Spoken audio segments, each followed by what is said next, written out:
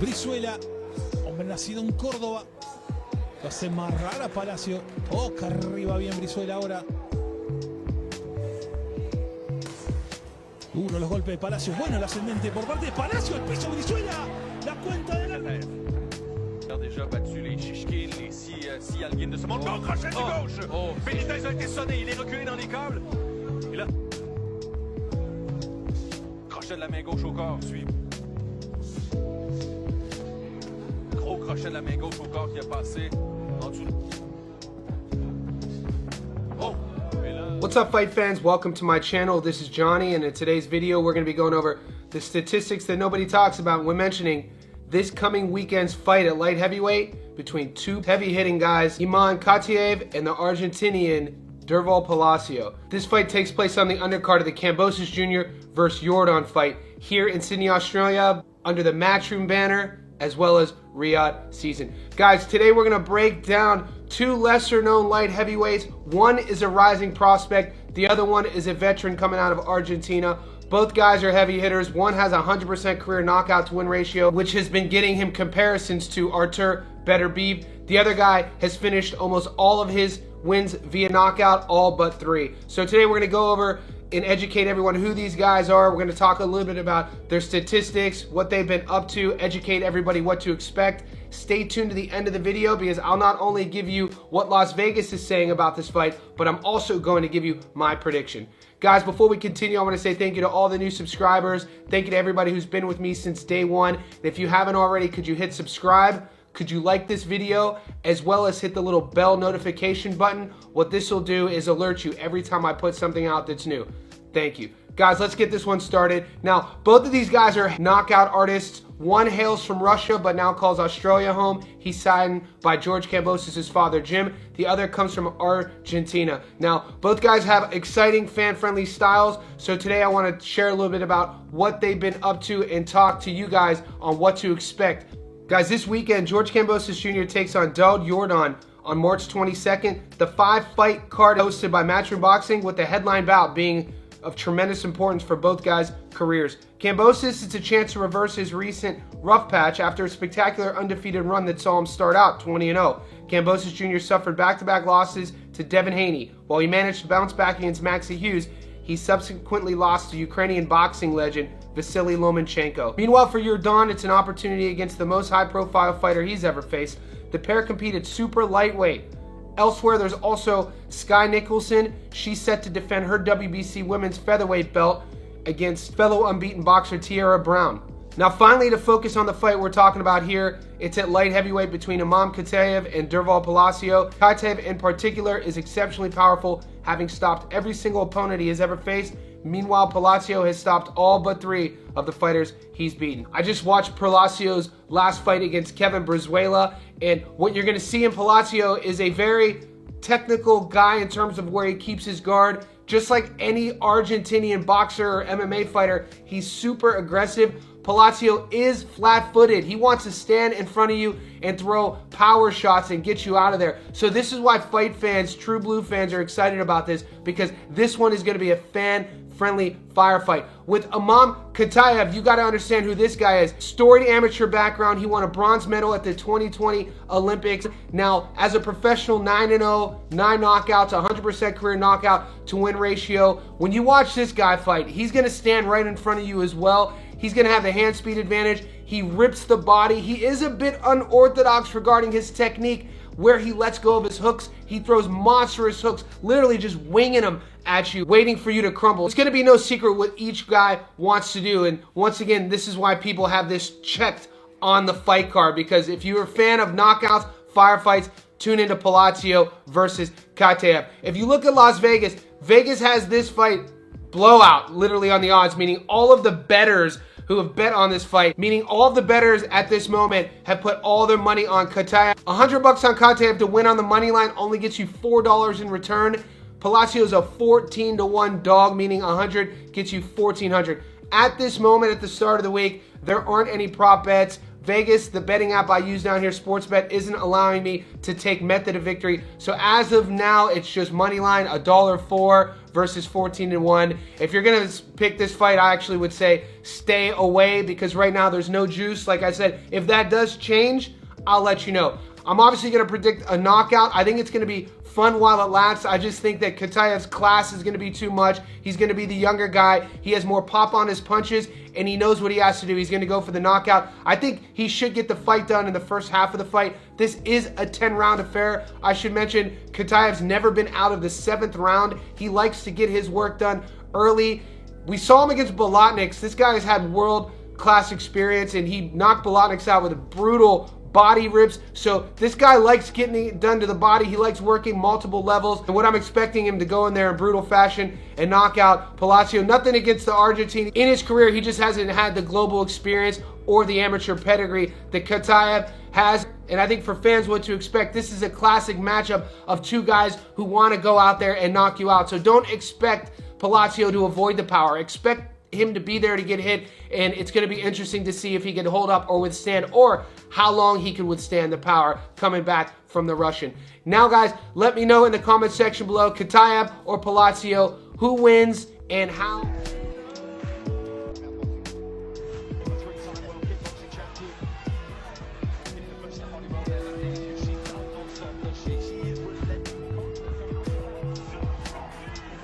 What's up, fight fans? Welcome to my channel. This is Johnny, and in today's video we're going to be going over the statistics that nobody talks about when mentioning this weekend's title fight at bantamweight for the women's WBA title between the champion Shanika Johnson and the challenger Nina Hughes. Guys, before we continue, I want to say thank you to all the new subscribers. Thank you to everybody who's been with me since day one. If you haven't already, could you please hit subscribe, like this video as well. Also, hit the bell notification button. That'll ensure that you'll be notified every time I put something out that's new. Thank you. All right, guys, an exciting rematch on the undercard here in Sydney, Australia this weekend of George Kambosos Jr. versus Jake Wyllie. We have Sugar Neeks, the champ, Shanika Johnson, defending her belt that she took from the Brit, Nina Hughes. Guys, before I continue and break this video down, I want to remind everyone what happened the first time these two ladies met. Can any of you guys remember the name Dan Hennessy? Judge Oliveira scores the competition, 95-95 draw. Judge Keatley scores the competition, 96-94, 98-92. Still, the WBA Women's Bantamweight World Champion, out of the blue corner. He made a mistake. Wow. If you weren't aware, Hennessy was the referee. Talk about an iconic blunder. I watch all these Aussie boxing matches, and since that fight happened, I think about 10 months ago, I thought they were going to get rid of him altogether. I actually saw him doing another fight, but I got to admit, I haven't seen him recently.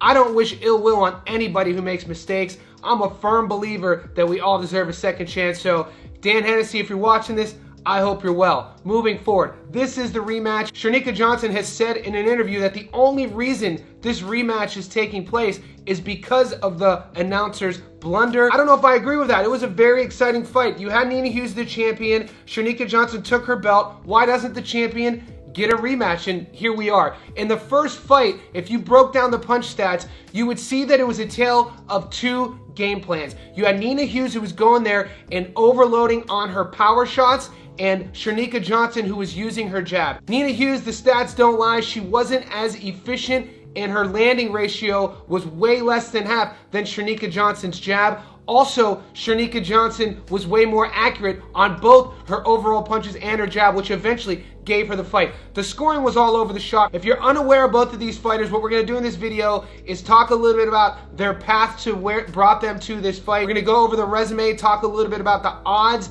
and stay tuned to the end of this video, because that's where I'm going to give you my prediction and tell you where to put your money. Now let's talk a little bit about what to expect come Saturday night here in Sydney. The world of women's boxing is gearing up for a blockbuster showdown this Saturday, March 22nd at Kudos Bank Arena in Sydney, Australia, for the highly anticipated rematch between Shanika Johnson and Nina Hughes. A fight fueled by fierce rivalry, sky-high expectations, and a thirst for redemption. Current WBA bantamweight world champion Shanika Johnson will defend her title against a challenger determined to overturn the outcome of their last encounter. At 30 years old, Johnson comes into the bout with a solid record of 16 wins, 6 by knockout, and only 2 losses.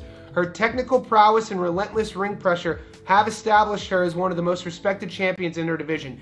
Meanwhile, 42-year-old Nina Hughes is set to prove that age is just a number in the squared circle, with a record of 6 wins, 2 by knockout, and 1 loss. Hughes has shown admirable tenacity, especially after a razor-thin majority decision loss in May of 2024. Both fighters have been working intensively in their training camps. Hughes promises a more aggressive and tactical approach to avoid letting the fight go the distance, while Johnson aims to consolidate her dominance with a performance that leaves no doubt about her superiority. This electrifying contest will see pride, talent, and competitive spirit on full display.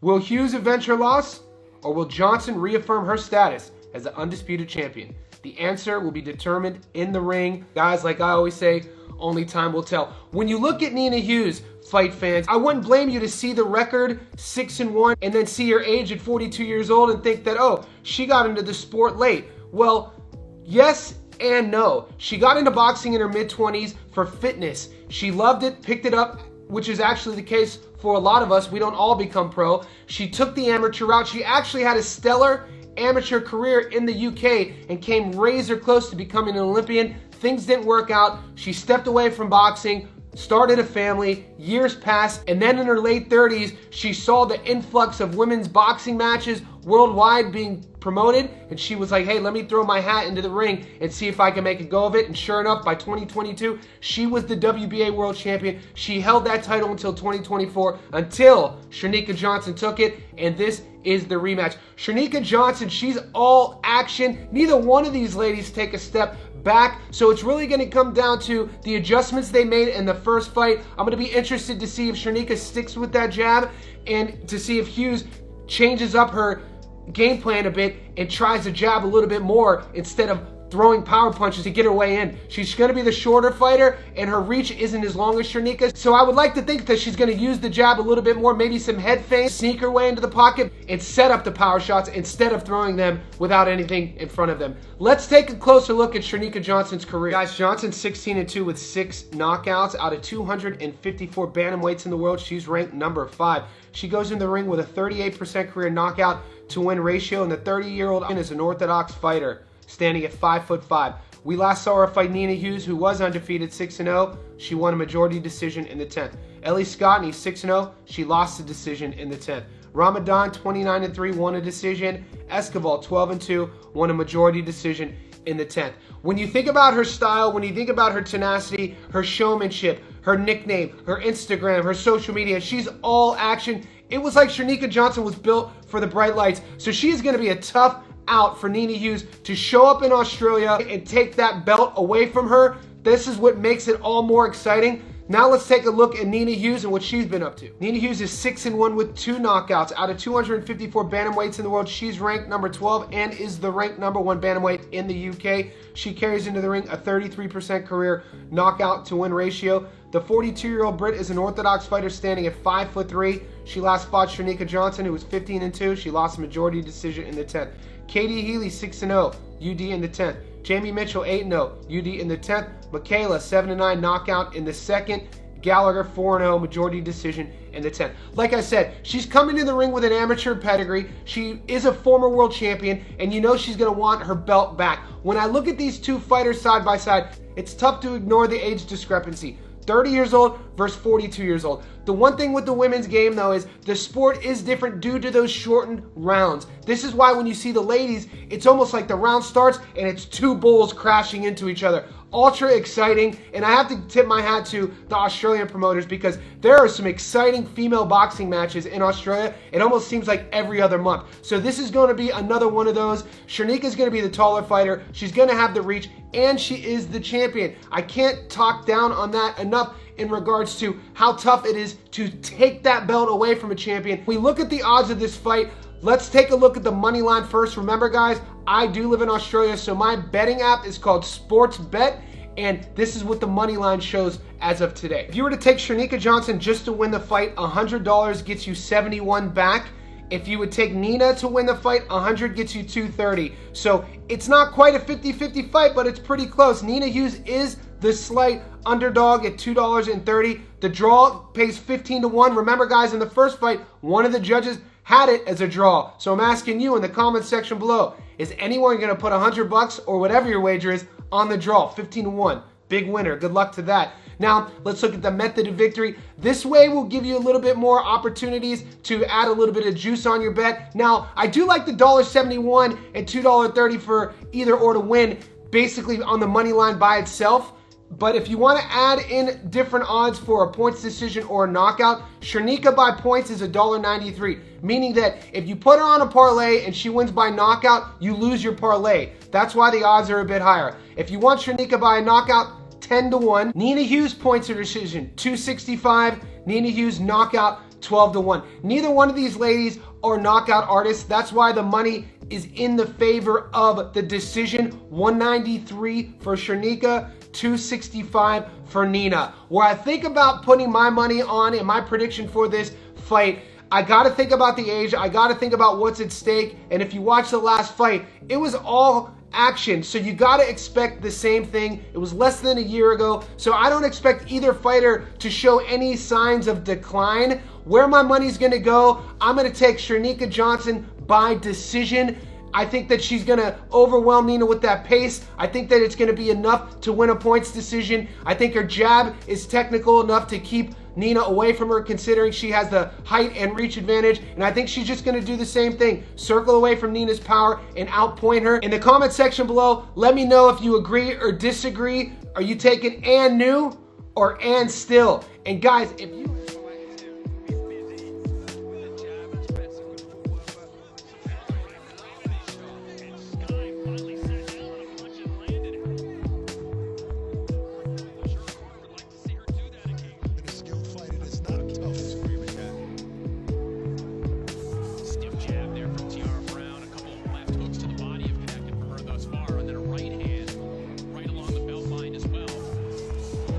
What's up, fight fans? Welcome to my channel. This is Johnny, and in today's video we're going to be going over the statistics that nobody talks about when mentioning this weekend's title fight at 126 pounds between two of the best women in the world, one of them being the champion Skye Nicholson and her challenger Tiara Brown. Alright guys, this weekend it goes down in Sydney, Australia. Matchroom Boxing and Riyadh Season is putting on another show headlined by George Kambosos and Jordan. No, there's some breaking news right now, guys. If you haven't heard already, Jordan had to pull out of the fight. George Kambosos is giving a local kid, Jake Wyllie, an opportunity of a lifetime to step in on short notice and feature in this headline event. So no more Jordan, in steps Wyllie. But guys, this video is all about the ladies at 126 pounds between the WBC champion and #1 ranked female in the world in the weight class, Skye Nicholson, and her opponent, the American, the #4 ranked fighter at 126 pounds, Tiara Brown.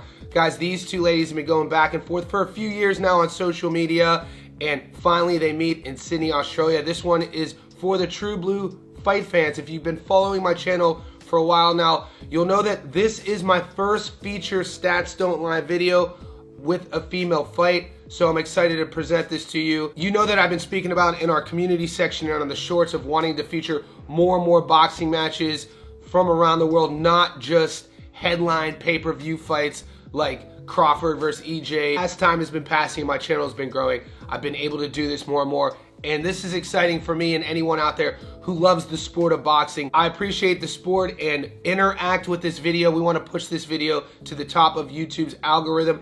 What you're going to learn today is who these fighters are. We're going to talk about the statistics, what they've been up to, what you guys could expect going into the weekend. We're going to feature the odds, where Las Vegas has this fight right now. And at the very end, stay tuned, because this is a prediction video as well, not just an analysis video. And I'm going to tell you where I'm going to put my money. All right, guys, I want to remind everybody what's at stake, educate everybody about these two fighters, and what to expect going into the weekend. All right, guys, after 18 wins without a loss, Tiara Brown will finally get her first world title opportunity on March 22nd. A 9-year pro from Lehigh Acres, Florida, Brown will travel to Sydney, Australia to face WBC featherweight champion Skye Nicholson, who's already approaching her third title defense despite having been a pro for only 3 years. The well-traveled Brown believes she has had a tougher road to the top than her opponent, though that doesn't mean she doesn't respect the challenge Nicholson presents. And I quote, "I feel like Sky has been given the easy road to a world title," said Brown, 18-0 with 11 knockouts in a virtual head-to-head meeting last week. "She's been spoon-fed. I believe she knows that too, because I'm sure I saw a comment saying she likes to be spoon-fed. It's not personal, it's business. We need more people to be pushing women's boxing, and we need people watching this great fight." Nicholson, 29, of Queensland, Australia, has largely fast-tracked herself to the top on the basis of her extensive amateur background, which saw her advance to the quarters of the 2020 Olympics in Tokyo before she turned pro in 2022. She won the interim title 18 months later and became full belt holder 11 months ago when she outclassed Sarah Mahfoud to win the vacant belt. Nicholson says she has earned her position as a world title holder the old-fashioned way, by beating the best available boxers. She doesn't take the criticism personally and says it helps put more eyes on the sport. And I quote, "I fought and beaten the best in the division to become a world champion. That's what this sport needs, and that's what my team and I keep doing in my quest to win it all," says Nicholson, 12-0 with 1 knockout. Tia's earned this fight and she's pushing it, and that's what the sport needs. This will be a great night of boxing and a great fight. Don't miss it. This fight has been marinating for at least 2 years as the two has teased a potential matchup on social media. The fight will be part of the Zone card headlined by a junior welterweight matchup between former unified lightweight champion George Kambosos Jr. and late last-second replacement Jake Wyllie due to Dodd Jordan pulling out. Fight will take place at the Kudos Bank Arena at Sydney Olympic Park and will be Nicholson's first in her home country in nearly 3 years. All right, guys, if you've never seen neither one of these ladies fight before, if you're looking at them side by side, Tia Brown's going to be the older fighter. Sky Nicholson is going to have the world-class experience regarding her owning the world title championship and having fought for the belt before. This is by far Tia Brown's greatest test and her greatest opportunity to show the naysayers that she is good enough to become a world champion. We know that Brown is a former police officer. It was well documented, her journey to boxing and what she's been able to accomplish. You could call Sky Nicholson fast-tracked. You could agree with Tia Brown said spoon-fed, but you can't say that she can't box. When I look at these fighters and I compare them, this is going to be a classic fight between Brown, who's going to want to stand there and land her big shots and try to knock Sky out, and Sky, who's going to use her boxing skills. The thing Sky does great is she uses the whole ring. She's not going to be there for you to hit her, and she does frustrate her opponents with that movement. She's going to jab, jab, jab, counter, and win a fight on the scorecards. This is how she wins her fight. This is how she goes about her business. So on paper, when you think about what you like. Now, the fans of Tia Brown are going to take her because they're going to say she has the power, she's going to knock Sky out. And Sky's fans are going to say there's no way that Tia is going to catch her. She doesn't have the skills to cut the ring off, and obviously Sky's just not going to stand there in front of Tia and let Brown hit her. And that's going to be the narrative of the fight. Will Brown be able to cut the ring off? Will she be able to go to the body and slow Sky's movement down enough to force Sky into a firefight? And will Sky be able to showcase those elite boxing skills and move around and outpoint Tia Brown? So that's what Vegas is showing as well. When you look at these odds of this fight, remember guys, down here at Sydney, I use Sportsbet. Let's talk about the money line first. On the money line, $100 on Sky just to win gets you is $1.16, which only gets you $16 back return on $100. If you take Tia Brown to win on the money line, $100 gets you $600. She's a 6-1 underdog. A draw going the distance, 17-1. Let's look at some of the method of victory bets. If you take Sky to win points or decision, she only goes up to $1.20. So $100 gets you $20 on return. Sky to win by knockout, guys, she only has one knockout on her resume. Those odds are 18-1. 100 gets you close to 2,000. Tia Brown to win by decision, $12.50. 100 gets you over $1,250 back. And Tia Brown to knock out Sky. She does have 11 knockouts on her resume, close to 10-1. So all the money is going on Sky to win a decision victory, and this is how she goes about her business. And if you're feeling froggy, the juice is on Tia Brown to win by knockout. Like I said, that's 10-1. Guys, before I give you my prediction, I want to let you hear a little bit about the back and forth of that virtual meeting between Sky and Tia, and then I'll give you my prediction. I had to switch gears, right? In any of her professional fights, it's the same Sky because no one has pushed her to have to go in that trick bag. But me, I'm the same way. Like in my professional career, no one has made me shift gears. I've been on my same tempo. What happens in the ring is what I allow. I make my opponents look bad. It's part of what I do. And I feel like from the outside looking in, it looks like I'm just not fighting very good opposition. But you see those girls in other fights against great fighters, against Michaela Mayer, against Amanda Serrano, winning rounds off these girls. And I don't feel like I get the credit for what I actually do, the way I take their strengths away from them and make them fight my fight. Sky's really good at fighting her fight, making people fight her fight. But March 22nd, I'm going to make her fight my fight. Guys, both ladies are coming off decision victories. Sky coming off a decision victory against Chapman, and Brown coming off a decision victory against Salgado. As Brown stepped up her opponents and have gotten more and more tougher matchups, she's won her last 2 fights via decision, not knockout, and Sky likes to outpoint her opponents. Now, if you look at both of their last fights, you'd see this exact thing play out. You see Tierra Brown get a little bit more frustrated, but she's still on her winning way. She hasn't lost, so she's learning to win fights going the whole distance. When I think about the odds and where all the money's at and where these girls are in their career, I just still think, believe it or not, we haven't seen the best of Sky Nicholson. I think she's still a developing fighter, learning the pro game and learning how to sit down on her shots more. I think that Tierra Brown's gonna cut the ring off and force Sky into a firefight and knock her out. I just don't see that happening. I'm taking Sky Nicholson to win by decision. So the money line's $1.16. If you want to remove the knockout from those odds and take Sky to win a points or decision, those odds jump from $1.16 to $1.20, and that's what I'm gonna take. I just see her outboxing Brown. I think she has more boxing skills. She's a slick southpaw. She uses the whole ring. I don't think Brown's gonna have the skills to cut the ring up and work the body and take her legs away. I think that's really important. We all know what Sky wants to do, and so far, all of her opponents do as well, and none of them have been able to stop her. So I'm comfortable in my bet taking Sky to win a points or decision. I know it's a popular bet to take Brown to beat her by knockout. I'm just not going that route. Let me know in the comment section below right now, who wins this fight? Are we gonna hear Ann Still or Ann New? Also, how does that victory happen?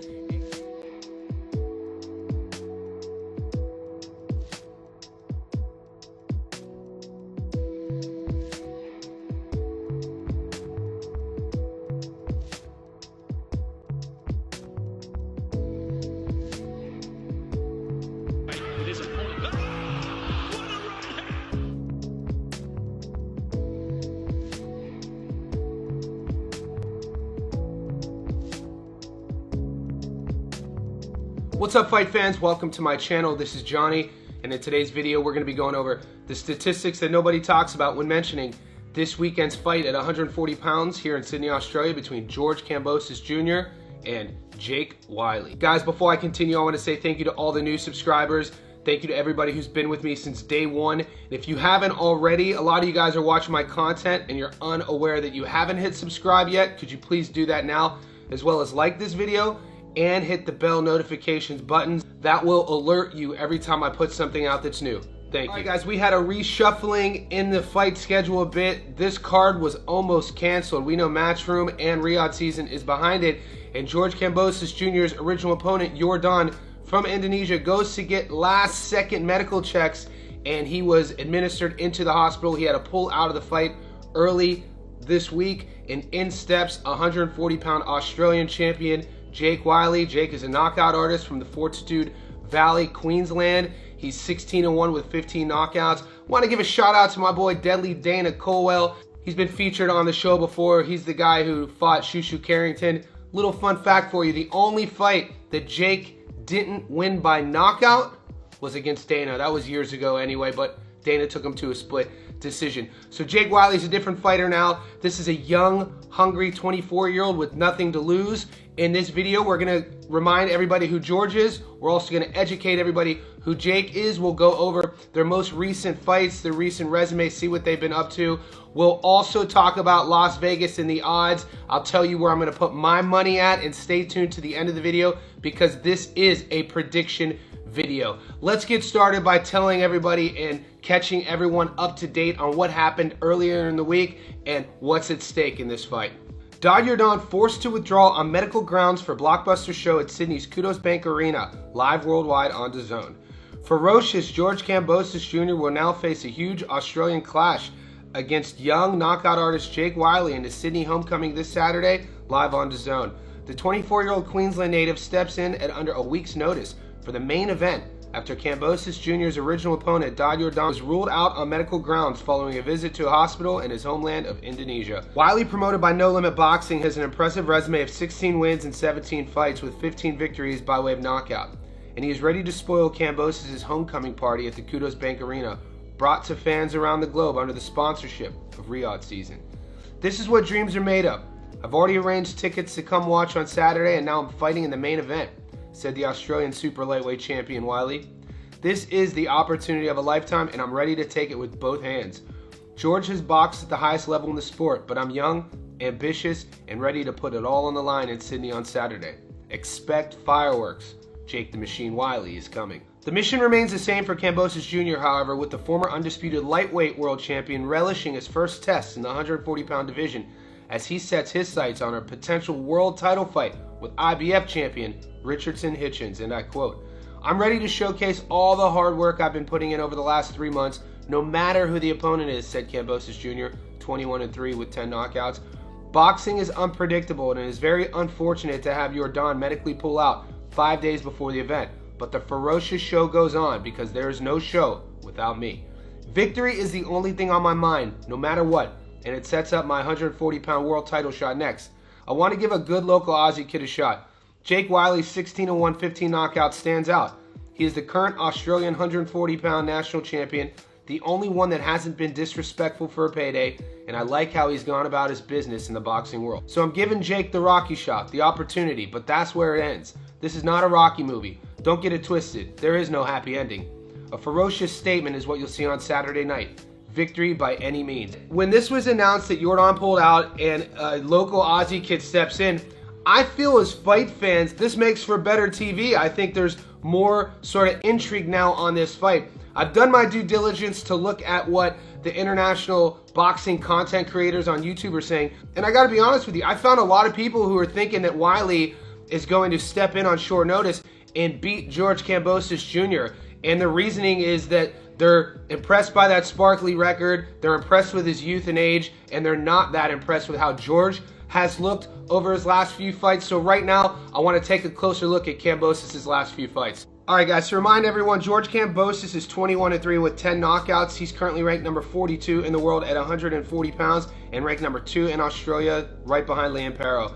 He has 177 career total pro rounds boxed, and he walks into the ring with a 48% career knockout to win ratio. The 31-year-old Australian's a 5'9" orthodox fighter with a 68-inch reach. We last saw him fight Lomachenko 17-3. He got stopped in the 11th.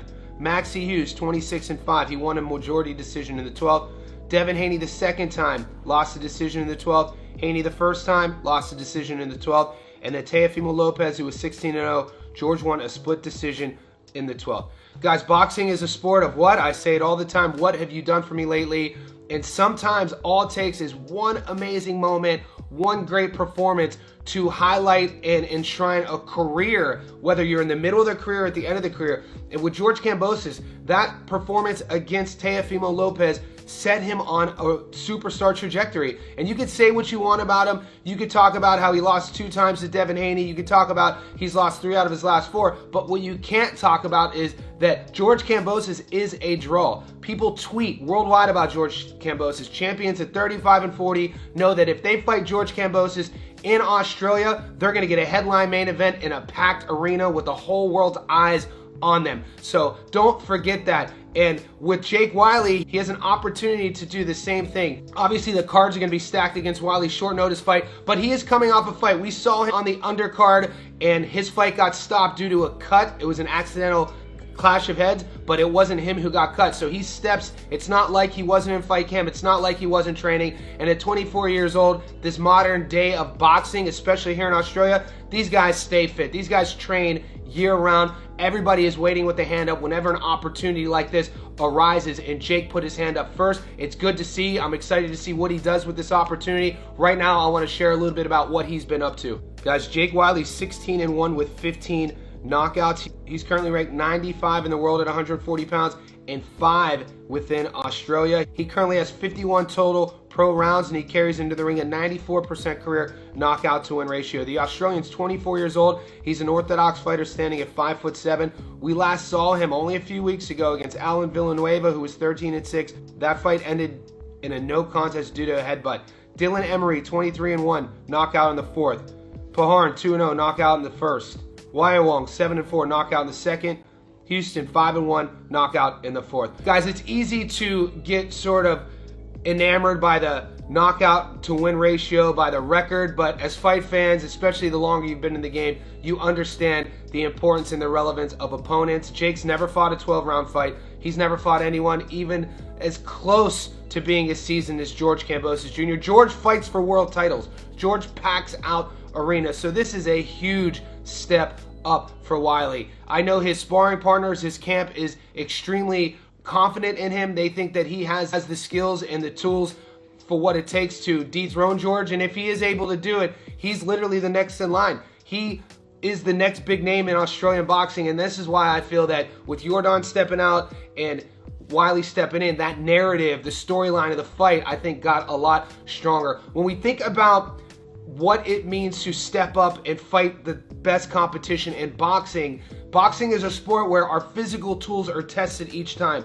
So whether you win or lose, you're able to get a clear eyesight on what you need to work on and things that you need to add into your tool game. And George has done that. We have to remember, he's sparring with Manny Pacquiao in America. This helped set his pro career up. After he beat Teofimo Lopez, he went on the Joe Rogan Experience, the world's #1 podcast, and talked exactly about the relevance and the importance with his career, learning from Manny Pacquiao and the lessons he took from sparring with him. I want to play a little bit of that for you right now. And to be able to have an opportunity like that to spar 250 rounds with one of the greatest of all time. I mean, he won world titles in what, 8 divisions? 8 divisions, 13 or 14 world titles. Crazy. It will never be done again. And all of a sudden he's landed 3, 4, 5 shots and then he's angled off. A lot like I did in my fight against Lopez. You know, a lot of that, sparring paid off and it did shape me. And I know he did put out a tweet as well, saying that I hope the sparring we did, helped you in this fight, and straight away. That's amazing. And I was so excited. And guys, this is the exact reason when you look at the odds Las Vegas has put on this fight. A, it's a last-second replacement. B, Wyllie's 24 years old. It's a massive step up for him. So let's look at the money line first of these odds. Remember, guys, I'm here in Australia. The betting app I use is Sportsbet. All right, guys, on the money line, if you put $100 on George, you only get $7 in return. The draw is 26-1, so $100 gets you $2,600. If you put $100 on Jake right now, where the bettors are putting their money, that's a 10-1 return, so you get $1,000 back. Jake Wyllie's a 10-1 underdog. Now, when we're thinking about finding more juice for this bet, if you want to take George and you want to put him on a parlay or just do a massive bet, these are some of the method of victory bets. If you take George by points, it's a 3-1, so $100 gets you over $300. George by knockout is only $1.50, so that's where the money's at. All the bettors and punters are saying that the odds of George knocking Jake out are higher than the odds of him winning by a decision. $100 only gets you $50 in return. We already talked about that 26-1 draw. With Jake Wyllie winning a decision, going all 12 for the first time in his career, 23-1. For Jake to knock out George, 14-1. So the money and the bettors are saying for Jake to win, it's more likely for him to knock out Kambosos. 14-1, 100 will get you 1,400 back. And he did get stopped in his last fight against Lomachenko in the 11th. And this is his first fight at 140 pounds. So that money makes sense for the Jake Wyllie bet. Now, what I want to talk about is where I'm putting my money at. It's always going to be a tough ask in boxing for a young kid to step up, have his Rocky moment, and expect him to win. He's had no tape on George Kambosos, no fight camp, but at 24 years old in Australia, he's probably seen all of George's fights. He said in the interview that he had tickets to go see this fight before they called him, so that in itself is a beautiful part of the sport. Imagine being a fighter who pays to go see a fight, and then during fight week, you get called to be the main event. That's exciting in itself, and hats go off to both guys. Without George taking this fight, the whole card gets canceled. So that in itself, you got to give kudos to George Kambosos. All the other fighters on the undercard now get paid. They get to show off their skills, and the event goes on. Here's my prediction. I'm going with George Kambosos. You look at his resume, he's fought the best of the best. He dodges no smoke. I don't think he's looking past anyone. You watch a couple hours of his fights, you watch his training, you hear him talk. This guy at 31 years old is equally as focused as he was at 25 years old. I fully expect him to go in there and be the teacher versus the student in this matchup. I don't expect him to be in trouble. Now, I could be wrong. I'm not a fortune teller. I'm just telling you where I'm putting my money. I'm going to take George Kambosos by knockout. $100 gets you 49 in return, so it's $1.49. I'm going to probably put that on a parlay, so stay tuned to the channel throughout the week, and I'll put my bets up in the community section. Like always, you don't have to agree with me in the comment section below. Jake Wyllie, decision or knockout. George Kambosos Jr., decision or knockout. Let me know.